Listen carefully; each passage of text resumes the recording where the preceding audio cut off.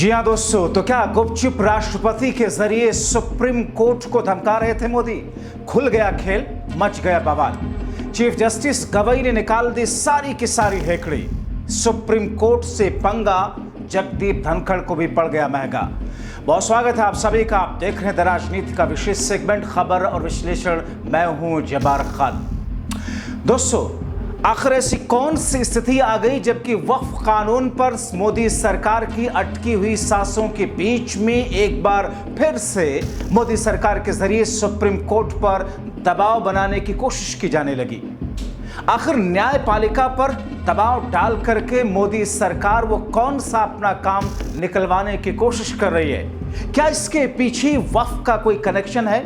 क्या मोदी सरकार को यह लग गया है कि वक्फ कानून पर सुप्रीम कोर्ट का जो फैसला आने वाला है उसके संकेत अभी से उनको डरा रहे हैं? आखिर जगदीप धनखड़ से पहले राष्ट्रपति के जरिए जो चिट्ठी लिखी गई उसकी जरूरत क्या थी? आखिर एक नफरती जस्टिस इलाहाबाद हाई कोर्ट के जिसने मुसलमानों को कठमुल्ला कहा, जिस पर इंक्वायरी को मोदी सरकार ने अचानक रुकवा क्यों दिया? जगदीप धनखड़ ने अचानक चिट्ठी और लेटर क्यों जारी किया? और इन तमाम चीजों को लेकर के चीफ जस्टिस गवई ने जो कुछ कहा, क्या उससे मोदी तनिक भी जरा भी शर्मिंदा? दोस्तों, विस्तार से आपको बताते हैं। खबर बेहद महत्वपूर्ण है, बेहद संवेदनशील है, क्योंकि यह खबर सरकार और सुप्रीम कोर्ट से जुड़ी हुई है। यह खबर वक्फ कानून और देश के जनता के अधिकारों से जुड़ी हुई है। यह खबर सुप्रीम कोर्ट के ऊपर दबाव बनाने से जुड़ी हुई है। यह खबर सुप्रीम कोर्ट पर एक ऐसे व्यक्ति के जरिए दबाव बनाने की कोशिश के जरिए तौर पर देखी जा रही है जो कि एक संवैधानिक पद पर बैठा है, जो कि खुद उपराष्ट्रपति है देश के। दोस्तों, जो कुछ बीते 3-4 महीनों से हो रहा है, इस बीच में खास तौर पर बीते अपने कार्यकाल के दौरान संजीव खन्ना के वक्त में जो कुछ हुआ, जिस अंदाज में सरकार उनके फैसलों से डरती हुई नजर आई, और उसके बाद में जस्टिस BR गवई ने चीफ जस्टिस बनते ही जो रुख अपनाया, उसे कहीं ना कहीं मौजूदा वक्त की सरकार एक तरीके से मानो इन तमाम चीजों के नजरिए से कोमा में जाती हुई दिख रही है। लेकिन बावजूद इसके ऐसा लग रहा है जैसे पूर्वाग्रह से ग्रसित होकर के ऐसा लग रहा है जिन मामलों में फैसले आए नहीं, उससे ही अभी से इतना डर के सुप्रीम कोर्ट पर चौतरफा घेराबंदी करने की कोशिश की जा रही है। दोस्तों, सुप्रीम कोर्ट पर आपने देखा मेरे खबर का शीर्षक कि आखिर किस तरीके से सुप्रीम कोर्ट के ऊपर दबाव बनाने की कोशिश की जा रही, मगर पोल खुल गया दोस्तों, खेल सारा का सारा खुल गया।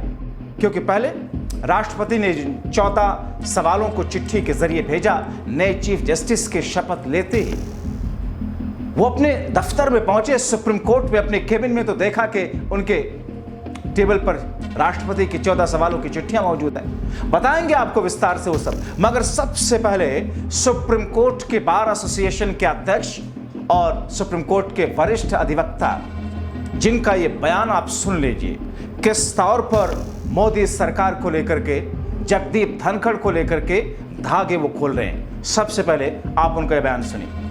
क्या सरकार को ऐसी, और क्या चेयरमैन साहब को ऐसी चिट्ठी चीफ जस्टिस ऑफ इंडिया को लिखी जानी चाहिए?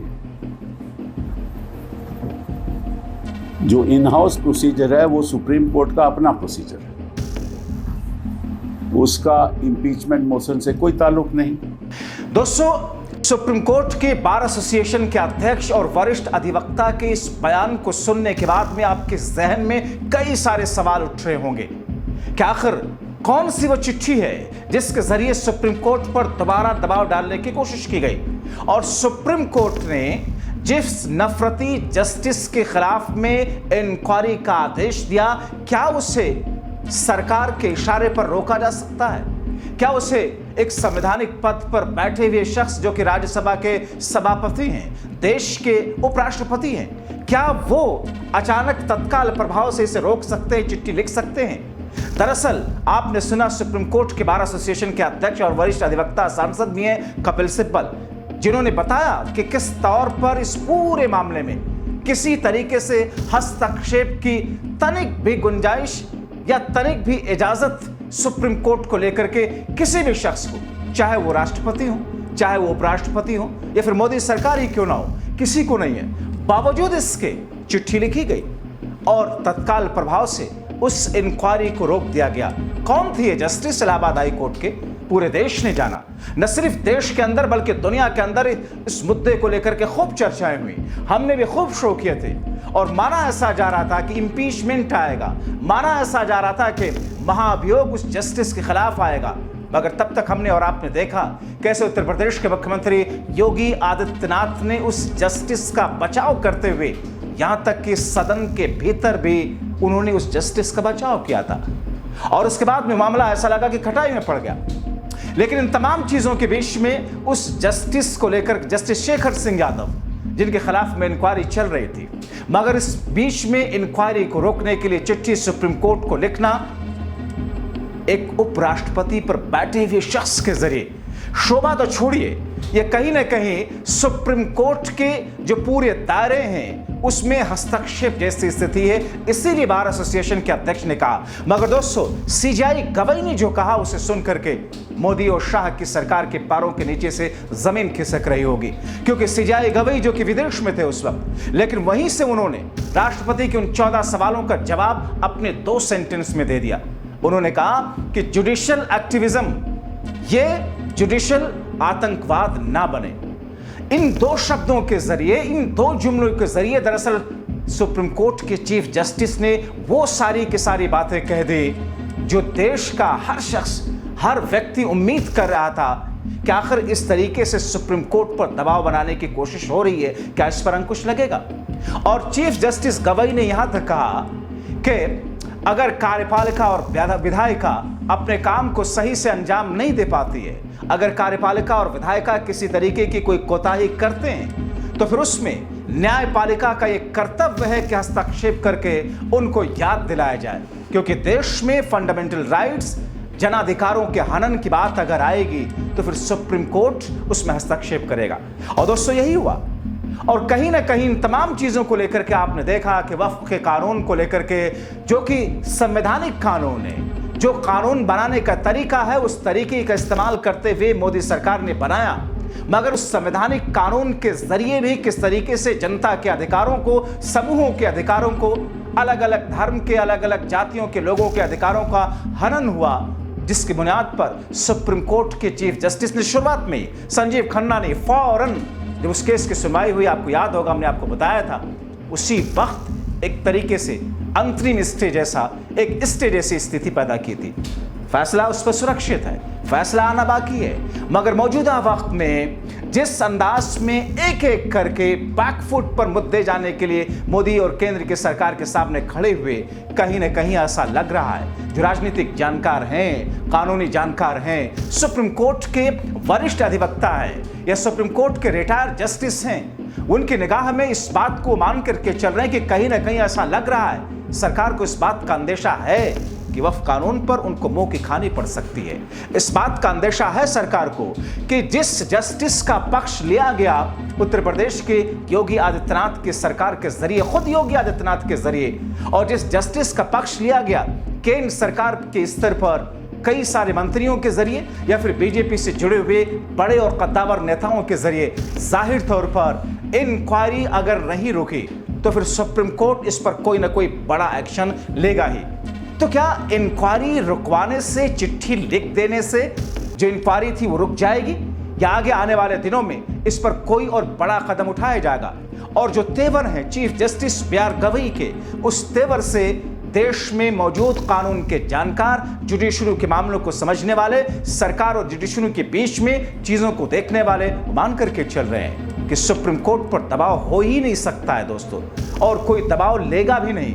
मौजूदा वक्त में चीफ जस्टिस बीआर गवई ने यही एक तरीके से दरअसल आईना दिखाने की कोशिश की है। और इसी बात को लेकर के सुप्रीम कोर्ट बार एसोसिएशन, ये वही बार एसोसिएशन है दोस्तों, उसी बार एसोसिएशन के अध्यक्ष हैं कपिल सिब्बल। आपको याद होगा पिछले दिनों जब एक जस्टिस रिटायर हुई थी सुप्रीम कोर्ट से, चूंकि उनके ऊपर में ये दाग लगा था, ये धब्बा लगा था कि वो मोदी सरकार के लिए सुटेबल, फेवरेबल फैसले देती हैं, या फिर उनके पास में जब सरकार से जुड़ा हुआ कोई फैसला आता है तो पहले से लोग ये कहने लगते हैं कि इसमें फैसला क्या आना है, अब अगर ये सोच लिया जाए कि फैसला आने से पहले लोग ये कहने लग जाएं कि इस मामले में फैसला क्या आना है, तो फिर समझा जा सकता है कि या तो वो जस्टिस, वो जज करप्ट है, भ्रष्ट है, दबाव में है, या किसी के लिए फेवर कर रहा है। और जब वो रिटायर हुई तो फिर बार एसोसिएशन ने उनको फेयरवेल तक नहीं दिया था। देश के इतिहास में ऐसा पहली बार हुआ था दोस्तों। तो दोस्तों, जब सुप्रीम कोर्ट पर किसी तरीके के दबाव डालने की कोशिश किसी भी नजरिए से, किसी भी तरह से, चाहे वो पहले राष्ट्रपति के जरिए 14 सवालों के जरिए हो, या फिर बाद में बीजेपी के सांसदों की तो बात ही छोड़ दीजिए, मंत्रियों की बात छोड़ दीजिए, या फिर राज्यसभा के सभापति उपराष्ट्रपति जगदीप धनखड़ के जरिए, या फिर इस केस में चिट्ठी लिख करके उस जस्टिस के खिलाफ में इंक्वायरी रोकने की बात हो, सुप्रीम कोर्ट ने यह दर्शा दिया कि संविधान सबसे सर्वोपरि है। संविधान से ऊपर कोई नहीं, न राष्ट्रपति है, न प्रधानमंत्री है, न सुप्रीम कोर्ट है, और संविधान के रक्षक के तौर पर, व्याख्या करने के तौर पर सुप्रीम कोर्ट की जिम्मेदारी है। इसीलिए दोस्तों, हमने लिखा कि राहुल गांधी ने जो बातें कही थी वो एक एक करके कहीं ना कहीं से सच साबित होती हुई नजर आ रही है। इस मामले को लेकर के, जुडिशरी पर हस्तक्षेप को लेकर के कई बार राहुल गांधी ने अपनी सभाओं में, अपनी मीटिंग्स में ये बातें रखी हैं, मीडिया बाइट्स में बातें रखी हैं, मीडिया के सामने ये बातें रखी हैं, और एक एक करके कई सारे ऐसे मामले सामने आए। अब आप सोचिए कि सुप्रीम कोर्ट के चीफ जस्टिस के ऊपर देश में गृह युद्ध और धार्मिक युद्ध कराने जैसी बातें नहीं दोस्तों, आरोप अगर कोई शख्स लगा रहा है, अगर वो शख्स सत्ता पक्ष का सांसद नहीं होता तो तिहाड़ जेल में सलाखों के पीछे होता। मगर चूंकि जब सरकार के इशारे पर ये चीजें हों, राजनीतिक जानकारों के निगाह में कि मोदी और शाह के इशारे से बिना कोई चीज हो ही नहीं सकती है, कोई भी बयान सत्ता पक्ष बीजेपी का कोई शख्स या व्यक्ति हो, नेता हो, या फिर बीजेपी से जुड़ी हुई सहयोगी पार्टियों के नेता हो, बिना बीजेपी के इस किस्म के मामलों में, बिना बीजेपी के शह पर, सरकार के शह पर कोई बयान सामने आता नहीं। और दरअसल वो बयान एक वाटर टेस्टिंग होते हैं, जिसके बाद में आगे की कार्रवाई सुनिश्चित की जाती है। और दरअसल इसी कड़ी में जोड़ करके देखा गया सुप्रीम कोर्ट पर दबाव और धमकाने के नजरिए से, मगर चीफ जस्टिस में सारी हैकड़े निकाल दी दोस्तों। इंतजार कीजिए आगे आने वाले दिनों में किस तौर पर उस नफरती जस्टिस के खिलाफ में कार्रवाई फिर से शुरू होती है, इंक्वायरी शुरू होती है, और इंतजार तो वक्त कानून का है ही है, जिससे मोदी और शाह की सरकार अभी से डरी है। आप क्या सोचते हैं फिलहाल इस पूरी खबर को लेकर के, जुडिशरी पर दबाव बनाने को लेकर के और सुप्रीम कोर्ट के जरिए मोदी सरकार को आईना दिखाने को लेकर के? अपनी राय कमेंट बॉक्स में जरूर लिखें। अभी के लिए इतना ही। आप सभी का अंत तक वीडियो देखने के लिए बहुत शुक्रिया।